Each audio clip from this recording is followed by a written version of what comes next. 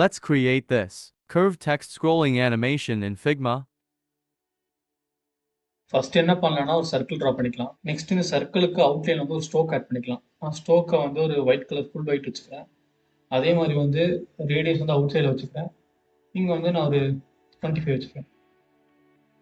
Okay, next inner சர்க்கிளில் வந்து நம்ம ஒரு இமேஜ் ஆட் பண்ணிக்கலாம். இப்போ இன்னர் சர்க்கிளில் வந்து ஒரு இமேஜ் ஆட் பண்ணியிருக்கோம். அதே மாதிரி வந்து அவுட்டர் சர்க்கிளில் வந்து ஒரு ஸ்ட்ரோக் ஆட் பண்ணியிருக்கோம். இப்போ என்ன பண்ணலாம்னா கீழே வந்து ஒரு பட்டன் ஆட் பண்ணிக்கலாம். ஸோ அதுக்கு நான் வந்து ரெக்டாங்கிள் ட்ரா பண்ணிக்கிறேன். அந்த ரெக்டாங்கிளுக்கு வந்து நான் ஒரு ரேடியஸ் வந்து ஒரு 100 கொடுத்துக்கிறேன். ஃபுல் கர்வ் கொடுத்துக்கிறேன். நெக்ஸ்ட் அதே மாதிரி வந்து ஃபில் கலரில் வந்து கொஞ்சம் டார்க் கலர் கொடுத்துக்கலாம். ஸ்ட்ரோக்கில் வந்து அதே மாதிரி அவுட் சைடு வச்சுக்கலாம். இதுக்கு வந்து ஒரு 15 வச்சுக்கலாம். 15 வச்சுட்டு ஸ்ட்ரோக்கோட கலர் வந்து ஃபுல் ஒயிட் வச்சுக்கலாம். நெக்ஸ்ட் நம்ம டிசைனுக்கு தகுந்த மாதிரி கொஞ்சம் அசம்பிள் பண்ணிக்கலாம். இப்போ என்ன பண்ணலாம்னா இந்த பட்டனுக்கு வந்து ஒரு டெக்ஸ்ட் ஆட் பண்ணிக்கலாம்.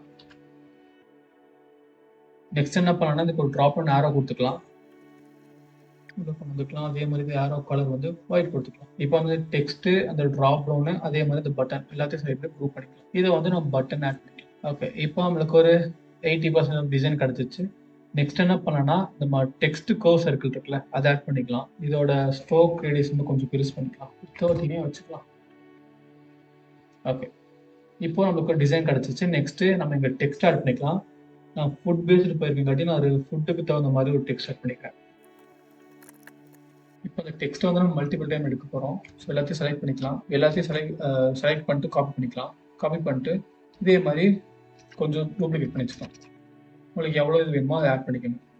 ஸோ இந்த மாதிரி டெக்ஸ்ட் ஆட் பண்ணிக்கோங்க. இப்போ உங்களுக்கு டிசைனும் கிடச்சிச்சு. நெக்ஸ்ட்டு டெக்ஸ்ட்டும் கிடச்சிச்சு. நெக்ஸ்ட் என்ன பண்ண போகிறோம்னா சர்க்கிள் ட்ரா பண்ணிக்கோங்க. இந்த சைஸ்க்கு நீங்கள் சர்க்கிள் வச்சுக்கோங்க. இதோட ஃபில் கலர் ரிமூவ் பண்ணிட்டு ஸ்ட்ரோக் ஆட் பண்ணிக்கலாம். அப்போ தான் நம்மளுக்கு சைஸ் என்ன தெரியும். ஸோ ஸ்கேல் பண்ணிட்டு இதோட சைஸ் கொண்டு வந்துக்குங்க. முடிஞ்ச வரைக்கும் கொஞ்சம் சின்னதாக வச்சுக்கோங்க. இந்த இன்னர் ஏரியா கொஞ்சம் ஓரளவுக்கு பெருசாகவும் மீடியமாக வச்சுக்கோங்க. இந்த மாதிரி வச்சுக்கோங்க. இப்போ என்ன பண்ண போகிறோம்னா இந்த சர்க்கிளையும் இந்த டெக்ஸ்ட்டையும் கொஞ்சம் சைடில் பண்ணிக்கலாம். இப்போ நம்ம பிளகின் ஓப்பன் பண்ணிக்கலாம். ஸோ இங்கே கீழே ஸ்டார் இருக்குல்ல அதை கிளிக் பண்ணிக்கோங்க. இங்கே பிளகின் வச்சுட்டு 2 பாத் சர்ச் பண்ணிக்கோங்க. இதுதான் அந்த பிளகின். இப்போ அந்த பிளகின் ரன் பண்ணிக்கலாம். உங்களுக்கு பிளகின் ஓப்பன் பண்ணால் உங்களுக்கு இந்த மாதிரி தான் இருக்கும். இப்போ என்ன பண்ணிட்டீங்கன்னா எல்லாத்தையும் செலக்ட் பண்ணிக்கோங்க. அந்த டெக்ஸ்ட்டையும் சர்க்கிளையும் செலக்ட் பண்ணிங்கன்னா உங்களுக்கு இன்டர்ஃபேஸ் இந்த மாதிரி தான் இருக்கும். ஜஸ்ட் கீழே வந்து லிங்க் இருக்கும், அதை கொடுத்துக்கோங்க. கொடுத்தீங்கன்னா ஃபஸ்ட்டு கொஞ்சம் லோட் ஆகும். லோட் ஆனாலே நம்மளுக்கு வந்து இங்கே நம்மளுக்கு டிசைன் கிடச்சிருக்கும். இப்போ என்ன பண்ணுறீங்கன்னா சர்க்கிளை டபுள் டேப் பண்ணுங்கள். பண்ணோடனே உங்களுக்கு வந்து சர்க்கிள் மட்டும் செலக்ட் ஆகிருக்கும். இதோட ஸ்டோக்கை மட்டும் ஹைட் பண்ணிக்கோங்க. ஹைட் பண்ணிங்கன்னா நமக்கு தேவையான ஒரு சர்க்கிள் டெக்ஸ்ட் கிடச்சிருக்கும். இப்போ நம்ம டிசைனில் வச்சுக்கலாம்.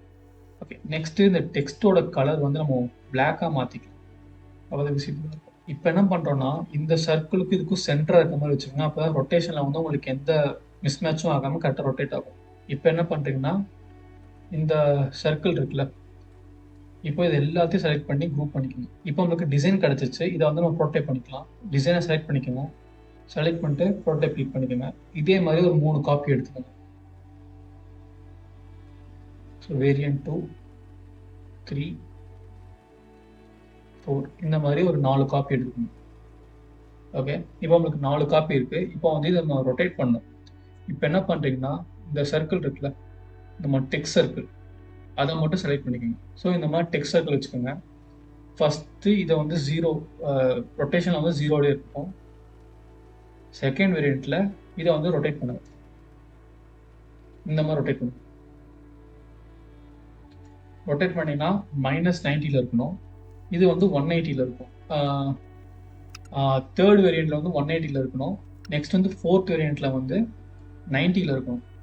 எப்படி இருக்குன்னா ஃபஸ்ட்டு வந்து 0, செகண்ட் வந்து -90, தேர்டு வந்து 180, ஃபோர்த் வந்து +90.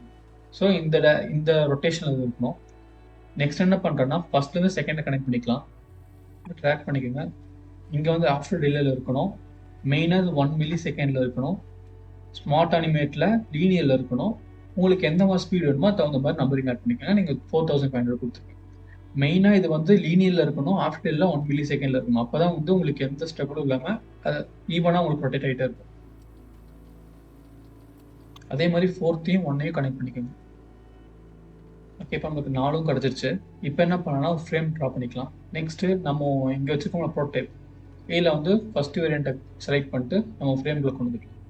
இப்போ உங்கள் ப்ரோட்டோடைப் செக் பண்ணி பாருங்கள். இப்போ நம்மளுக்கு தேவையான கர்வ்டு டெக்ஸ்ட் கோடிங் அனிமேஷன் கிடச்சிருக்கும். இந்த வீடியோ உங்களுக்கு ரொம்ப யூஸ்ஃபுல்லாக இருந்துச்சுன்னா மறக்காமல் இந்த வீடியோ சேவ் பண்ணி வச்சுக்கோங்க.